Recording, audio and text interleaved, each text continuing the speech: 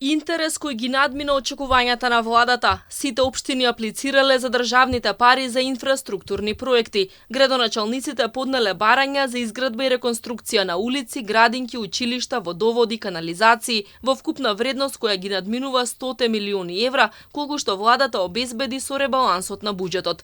Во следните 10 дена градоначалниците ќе треба да ја докомплетираат документацијата и да ја достават до ресорните министерства. Потоа во следните 10 дена министерствата ќе треба да формираат комисии за евалуација, кои ќе одлучуваат кои проекти ќе добијат зелено светло, пошто ќе следи и конечна одлука на владата.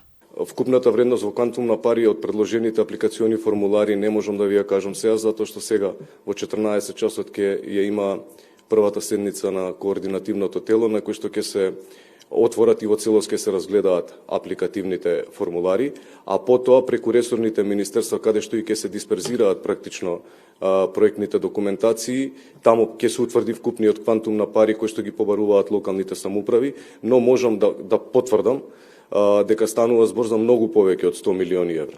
Градоначалничката на Скопје Данела Арсовска аплицирала со десетина проекти за изградба и реконструкција на улици и кружни текови, но се обиде и сега да ја протурка набавката на 80 екоавтобуси, 15 електрични автобуси и купување на противпожарни возила. Златко Перински вели дека целта на овој проект е да има инвестиции во инфраструктурата, а не парите да се потрошат за возен парк. Евалуацијата ќе се прави од страна на ресорните министерства, тие како комисии ќе треба да го откажат конечниот збор.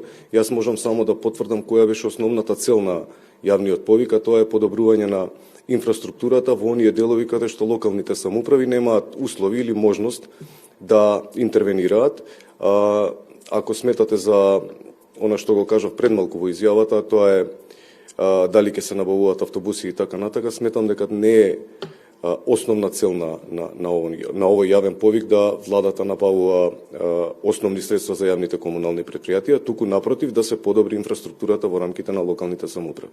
Министерот за локална самоуправа Златко Перински очекува процесот на избор на инфраструктурни проекти да заврши до крајот на месецот, пошто треба да следи и нивна реализација.